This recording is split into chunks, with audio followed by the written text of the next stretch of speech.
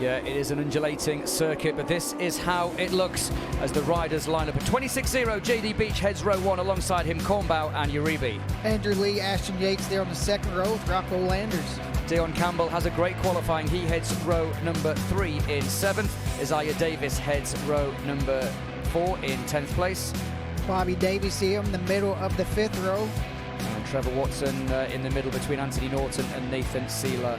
We go back on to row number 7. Dylan Yelton had a spill yesterday. Zachary Schumacher and Roger, as we go further through the grid, this is a packed grid. Full grid. 36 riders signed up. 36 riders. The final rider to make it onto the grid, Rodney Vest. Honda, Yamaha and BMW, 13 laps of Mid-Ohio Sports Car Course is underway. It's a great start from Uribe. That's exactly what he needed to do. He's going to be ahead of at least one of those on the front row, and here's Ashton Yates, who moves up into 4th position. Kornbau going backwards, and Andrew Lee already passes 2 people, Roger, up into that 3rd position. Great start from him. Great start. He knows what he needs to do. And look at JD. He has his head down. He's going to try the first couple corners to break this draft from the BMWs.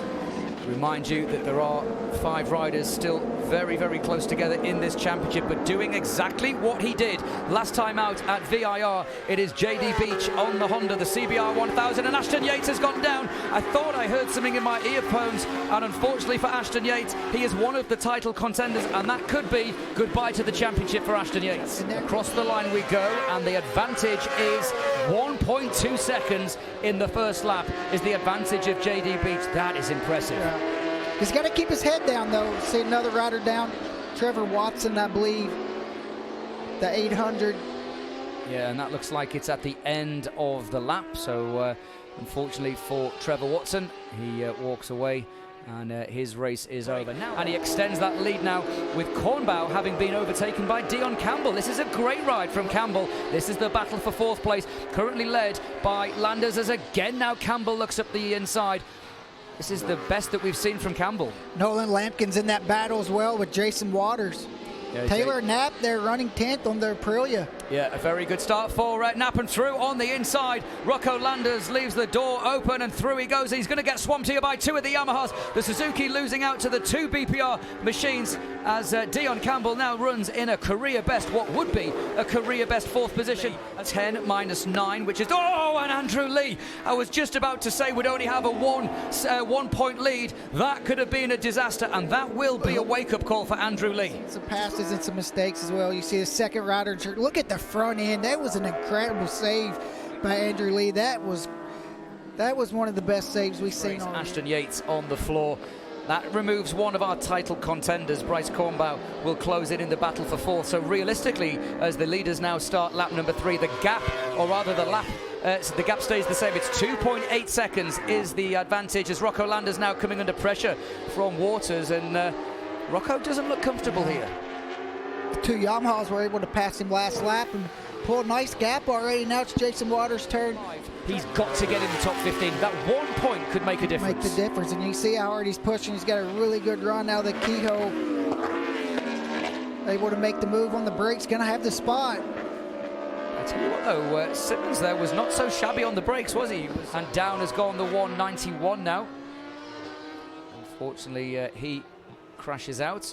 I think he was one of the riders that went down yesterday as well. So 2 crashes in this this weekend. Something that just holds him back. He does all that hard work in qualifying, and then you drop back to 6th or 7th on the opening lap, and you've got the likes of, you know, JD and Andrew and Jason at the front. You can't give them half a second, let alone yeah, absolutely. Nolan Lampkin's leading this battle now.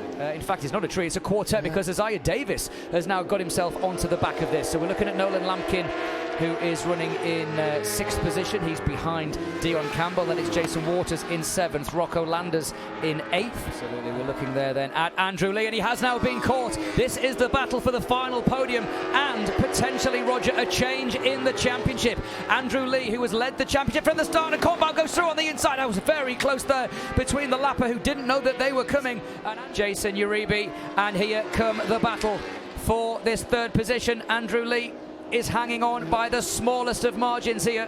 See, Bryce can get a run out of turn 1 and put himself on the inside in turn 2, just not close enough to make it.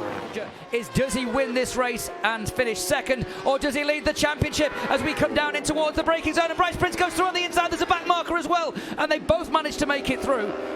He thought about taking 2 in 1 there. The attack is going to come, Roger. The question is where? Be able to try to sneak up on the inside. Here comes your race leader, soon to become race winner. He will remain second in the championship, or will he? Oh, again, see how hard he's still pushing. He doesn't need to do this. He is about to win 3 races in succession. Round the penultimate corner then, Mid-Ohio, Stock 1000, race 1. 3 wins in a row for the wheeling JD Beach.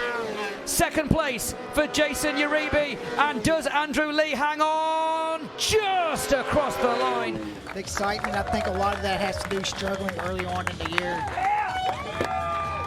And there is JD, and you see what it means not only to JD but to the team as well. There is Robbie Peterson still wearing that hat as we now look at the podium. You can hear the crowd still cheering down there. Again, if you are in the fan zone and the paddock, all of our podiums at MotoAmerica take place in front of the fans.